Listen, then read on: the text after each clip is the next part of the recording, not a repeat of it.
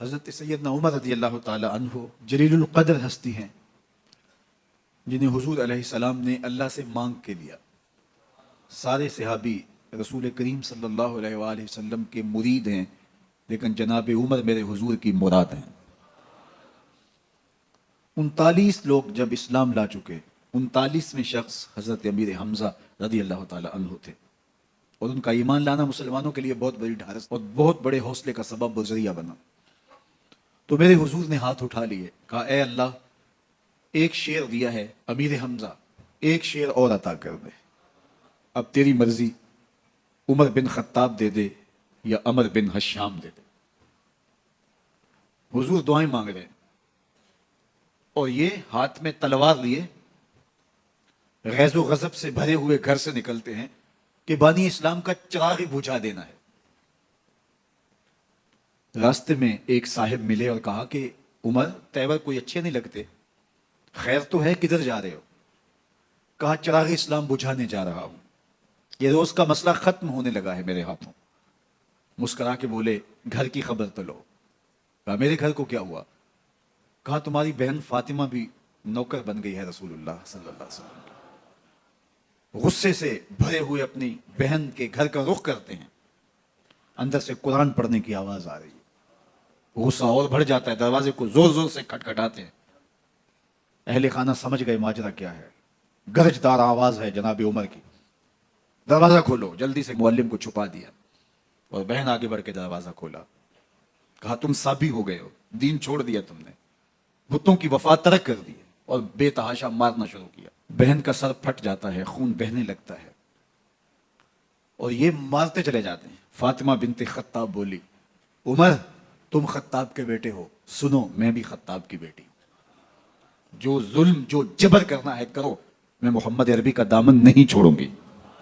سوچنے پہ مجبور ہو جاتے ہیں وہ کون سی طاقت ہے جس نے بجلیاں بھر دی اس کے اندر. کہا جو تم پڑھ رہے تھے مجھے بھی سنا سکتے ہو؟ کہا تمہیں غسل کرنا ہوگا. عمر اپنے بدن کو دھو رہے ہیں، میرا رب دل دھو رہا ہے.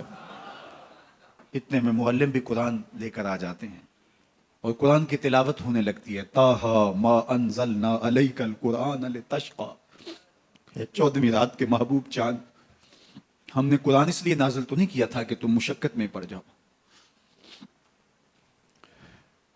بے تاب ہو گئے. کہا عمر کی عمر برباد ہو گئی، مجھے لے چلو حضور کی چوکھٹ پہ. تلوار حمائل کی ہے، بہنوئی ساتھ ہیں،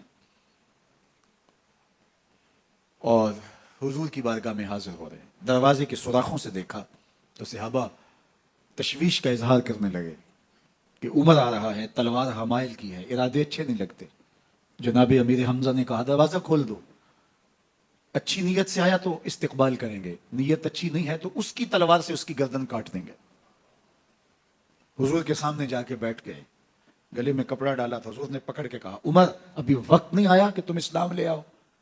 یہی وقت تھا عمر کے اسلام لانے کا. لبوں پہ کلمہ جاری ہو گیا. اللہ اکبر کی صدا اس زور سے گونجی کہ مکے کی گلیاں گونجنے لگیں. اسلام لانے کے بعد حضور سے پوچھتے ہیں حضور کیا ہم حق پر نہیں ہیں؟ فرمایا ہم حق پر ہیں. اللہ کا دین سچا نہیں ہے؟ کہا اللہ کا دین سچا ہے. آپ اللہ کے سچے نبی نہیں ہیں؟ فرمایا میں اللہ کا سچا نبی ہوں. تو کہا پھر ہم چھپ کے عبادت کیوں کریں؟ اب مسلمانوں کی 2 صفیں بنتی ہیں. ایک صف کی قیادت امیر حمزہ کرتے ہیں، دوسری صف کے آگے آگے عمر بن خطاب چلتے ہیں اور حضور درمیان میں ہیں. اور یہ ملکوتی قافلہ صحن حرم میں آ کے اعلانیہ عبادت کرتا ہے. حضرت عبداللہ ابن مسعود رضی اللہ تعالیٰ عنہ فرماتے ہیں عمر کا اسلام لانا اسلام کے لیے عزت کا سبب بنا، اسلام کے وقار کی علامت بن گیا. ایک ایک کے دروازے پہ جا کے دروازہ کھٹکھٹا کے کہتے ہیں، وہ تو اور خبر سننے کے لیے بے چین تھے کہ یہ بانی اسلام کی زندگی کا چراغ بجھانے گیا تھا، کوئی خبر لایا ہوگا. وہ کہتے ہیں آؤ عمر کدھر آئے ہو؟ کہا تمہیں بتانے آیا ہوں، کمزوروں سے پنجہ آزمائی کرتے رہے ہو، آؤ میرے سے بات کرو، میں محمد عربی کا نوکر بن گیا ہوں. اللہ اکبر. میرے حضور نے فرمایا جب اچھے لوگوں کا ذکر کرو تو میرے عمر کا ذکر بھی کیا کرو. میرے عمر کی زبان پر حق بولتا ہے، سچ بولتا ہے. ان الشیطان یفر من ظل عمر، عمر کے سائے کو دیکھ کے شیطان بھاگتا ہے. اللہ اکبر. اسلام لائے تو زندگی کی ایک ایک سانس اسلام کے لیے وقف کر دی. حضور کا پہرا دیا، حضور کی ناموس کا پہرا دیا، حضور کی شریعت کا پہرا دیا. اسلامی فتوحات پھیلی تو پھیلتی ہی چلی گئیں. کبھی مصر فتح ہو رہا ہے، کبھی ایران فتح ہو رہا ہے، آرمینیا تک مسلمانوں کی افواج پہنچتی ہیں. 22 لاکھ مربع میل پر حضرت عمر رضی اللہ تعالیٰ عنہ کی سلطنت پھیل جاتی ہے. عدل و انصاف کا دورہ ہوتا ہے. زمانے نے دیکھا کہ غیر مسلم بھی عدالت میں کھڑا ہے تو اسے خوف نہیں ہوتا تھا کہ میرے سے ناانصافی ہوگی، اس لیے کہ حکومت عمر کی چل رہی ہے. وہ بھی مطمئن ہوتا تھا کہ میرے ساتھ انصاف ہوگا.